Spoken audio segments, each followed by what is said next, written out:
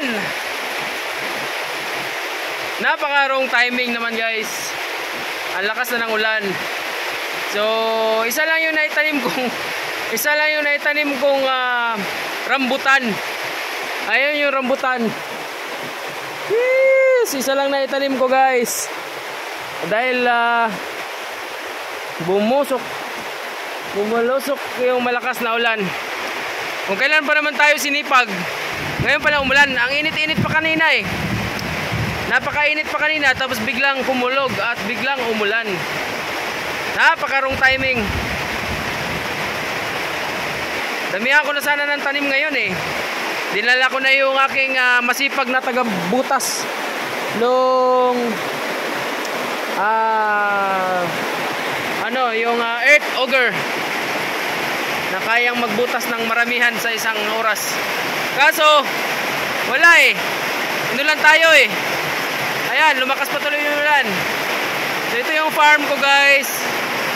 Ayan, yan yung mga alagang mga aviark sweet. Ayan, tamang-tama. Masayang-masaya yung mga tanim ko ngayon dahil umulan. So inulan tayo ng inulan.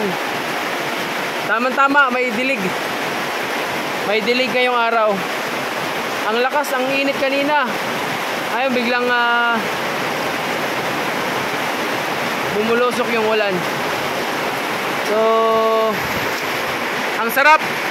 Sana sa pakiramdam guys na marami tayong may tanim today.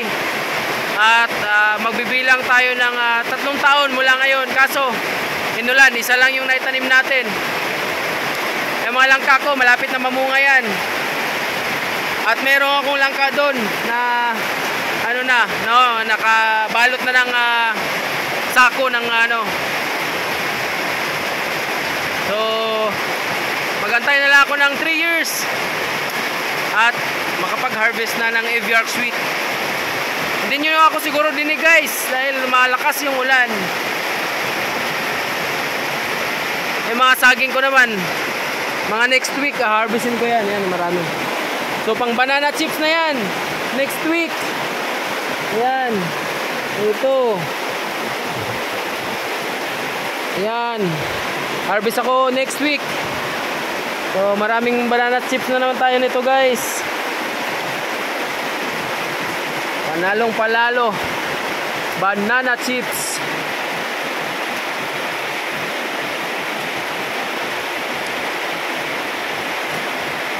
So yan naman na guys. Tigil ko muna yung kwento dahil malakas yung ulan, masakit sa lalamunan, no? So ito lang masasabi ko guys, no? Habang buhay may pag-asa. Kailangan tayong magtanim, no? To combat yung sinasabi nilang climate change. Ayan, so tanim tayo ng tanim ng mga fruit trees. Ayan, fruit trees lang ay sapat na, makakatulong ka na, makapagbigay ka na ng pagkain sa buong Pilipinas. Prutas, ayan, malaking bagay na yan guys, malaking tulong na yan para sa ating bansa. So yan naman na guys.